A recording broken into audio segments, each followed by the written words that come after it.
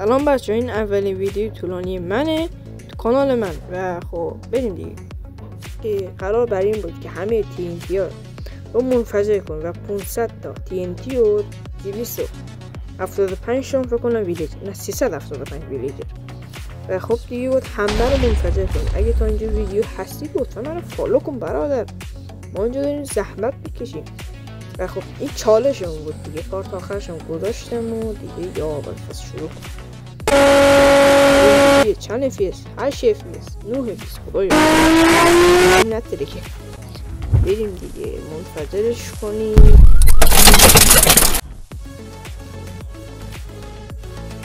این چرا منفجر نمیشه بابا؟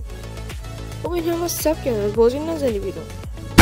یا خدا منفجر شد. یا علی یا ما حسین رندر نمیگیره. ویلیجر ها رو ای وای بارون از TNT یا برفست سبحانه. این چرا اون 2 TNT رو نگاه چی شد؟ یا عالم تخریب شد. ویلیجر ها هیچ کدوم زنده نمونه، شهید شد. گوشیم رندر نمیگیره. اوکی ببینیم چی شد. بله اینجا هم ترکی هنوز داره میاد. خدایا یه ویلیجر رو داشته میاد. ای خدا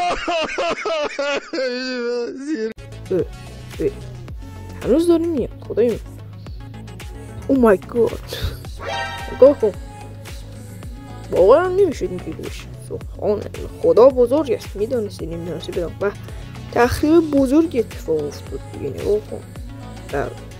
و خب ممنون که تا اینجا ویدیو بودی. لایک و ساب از من یاد نره، چون اگه یادت بره شب میاد خوابت به قول رسول کرد.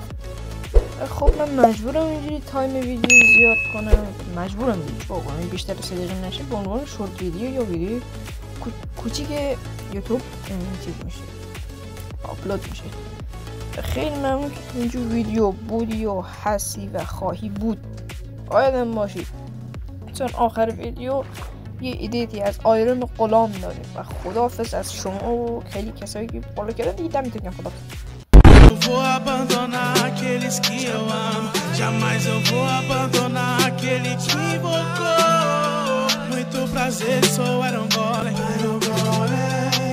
É por você que eu tô. Não temo nada, me abala. Não tem como eu temer a quem te ataca. Não, eu nunca vou arregar, fraquejar. Não temo nada, me para. Eu sou de ferro, não quebro, não sou Iron Man, mas eu sou considerado herói. Vivo só pra salvar vidas e dou minha vida por todos, isso nem me dói. Pra me invocar basta colocar blocos de ferro e uma cabeça de abóbora. Daí pra frente sou seu segurança, defensor fiel, nada vai te atacar. Sei que pareço ser bruto.